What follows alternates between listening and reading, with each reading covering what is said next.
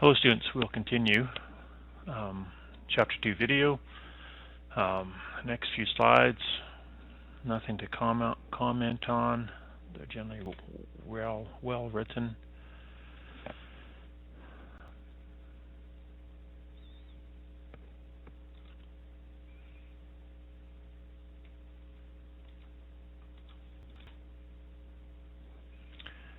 Deregulation, as it says there, involves removing legal restrictions to the free play of markets versus privatization. Next slide.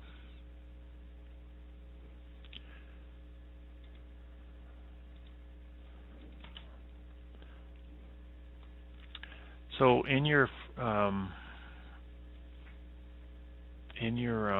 first assignment and in your case project, basically you have to answer this type of question is, do the countries in your group protect individual property rights?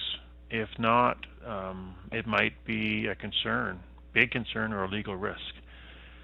Generally, do you want to invest and move assets to a country that may not fully protect your interests? So you have to look at the legal system and protection of your property rights.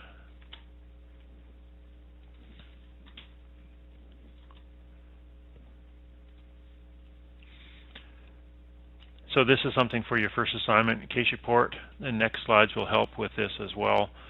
So the overall attractiveness of a country as a market or investment site depends on balancing the likely long-term benefits of doing business in the country against the likely costs and risks. We're looking at risks for the first assignment. For your case project, you're going to be looking at more broader things as well. So if there's a way for you to score how attractive or how those risks can be minimized and you can come up with a value, basically you're going to choose the country that has the lowest risks out of those three.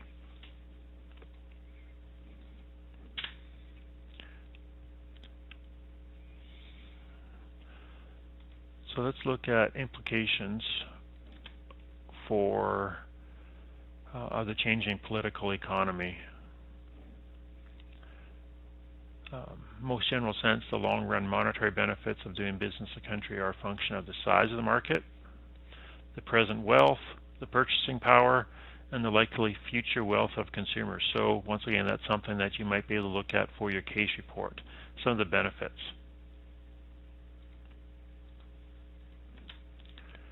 First mover advantages, being the first one into a new market, definite advantages as there. There are some late mover disadvantages, but there's also some late mover advantages that we will discuss later on in the course. Big question, or a question here, is that might help understand the difference between the first mover advantages and perhaps late mover advantages, is who is the first fast food chain in China? Most people, when I ask this, they tend to respond with McDonald's. However, KFC was the first fast food restaurant in China. They did not do as well at the start and were facing significant losses. McDonald's capitalized on the lessons learned from KFC and went into China and did very well on the onset, and since has done well. So yes, there are advantages being the first one in there, but there's also advantages being later in there and being the first one to see what your opposition or your competition is doing wrong and making sure you don't do those. So some of the costs doing business in there, you can read through that. Nothing to comment on there. Something that you might want to look at is the sophistication of the country's economy, undeveloped, developing nation, the risks. As we've said throughout this chapter, they are determined by political, economic, and legal factors. And these are things that you need to focus on for your assignment. Now, for your assignment and for the case report, I don't want you to list what the risks are. I want you to analyze them. So pick one or two, maybe three in each of those categories: political, economic, legal factors. You may even bring in some ethical issues as well, and to analyze them. Tell me, why you're including that category or that factor. It could be education, for example. Why are you including it? What's so important about that element? And then to discuss, well, country A has higher level of education than versus country B and C. That's why it's more risky to go into those other countries because of the lower education levels. Now, of course, if all three countries have the same level of risk, you may not need to include that factor. You could, just quickly say that all three countries have the same level of risk for education, for example, instead of explaining what various levels of high school completion or reading rates or what other sub-factor there are for those three countries. If they're all the same, then no need really to analyze them.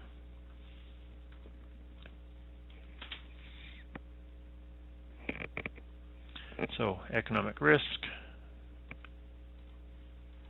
going through this, some good stuff for your first assignment.